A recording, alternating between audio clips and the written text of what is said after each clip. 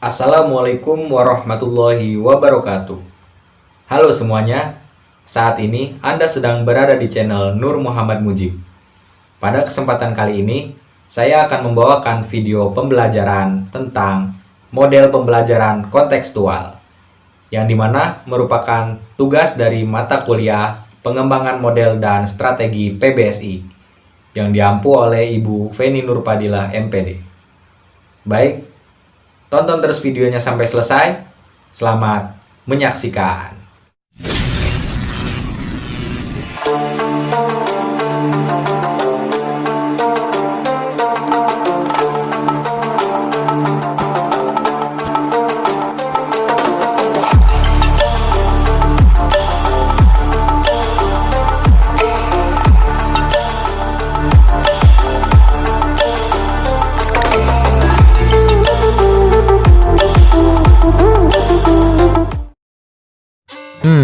Apa ya yang dimaksud dengan model pembelajaran kontekstual?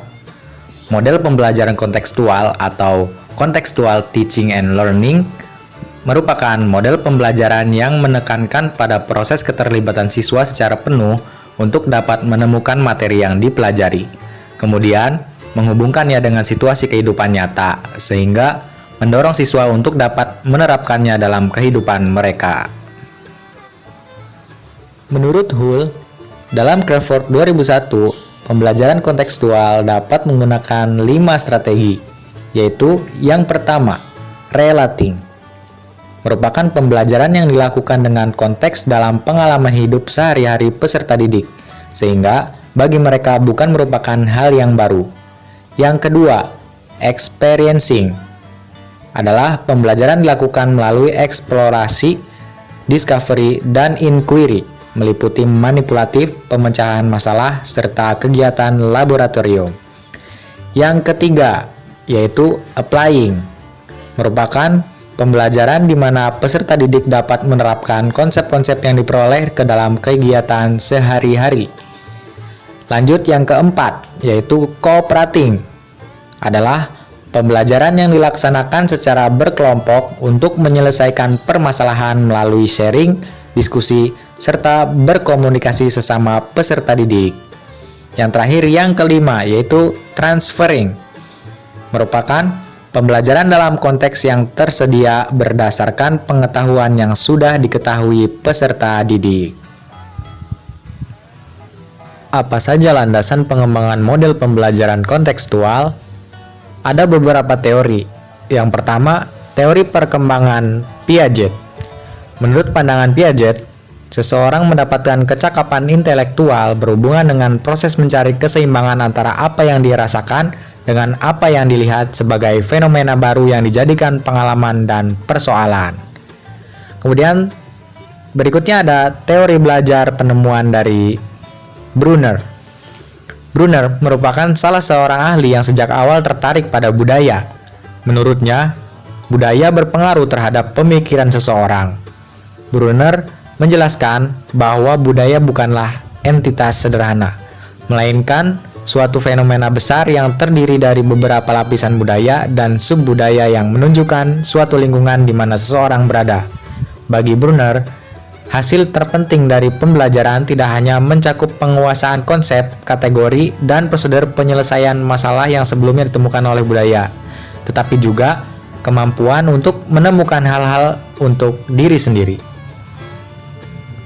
Teori berikutnya ada teori belajar bermakna dari Ausubel.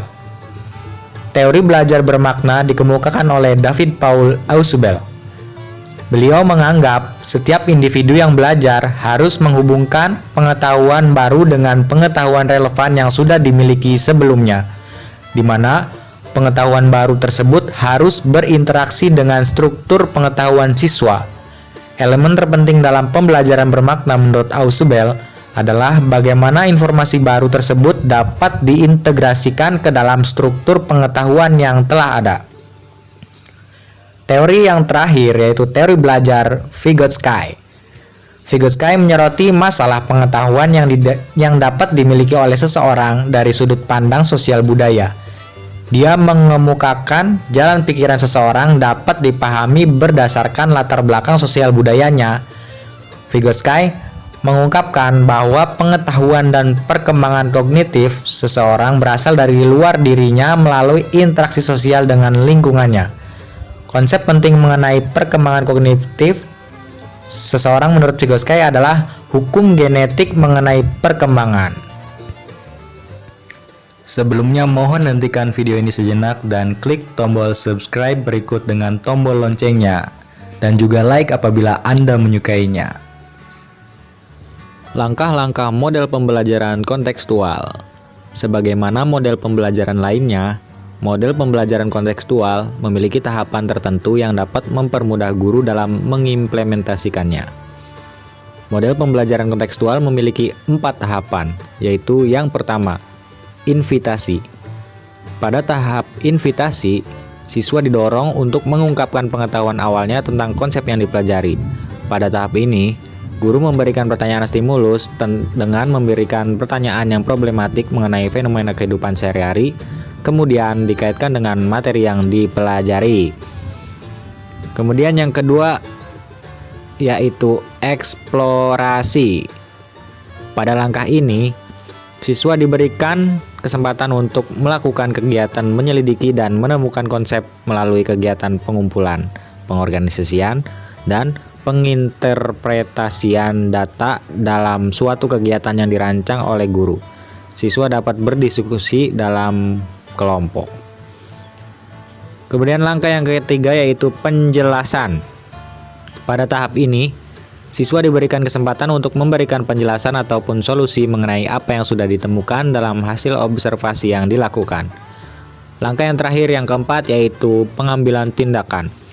Pada tahap ini, siswa dapat membuat keputusan, menggunakan pengetahuan dan keterampilan, mengajukan pertanyaan lanjutan, dan mengajukan saran baik secara individu maupun kelompok yang berhubungan dengan pemecahan masalah. Cukup sekian video pembelajaran kali ini. Mohon maaf atas segala kekurangan. Terima kasih. Wassalamualaikum warahmatullahi wabarakatuh. Terima kasih telah menonton.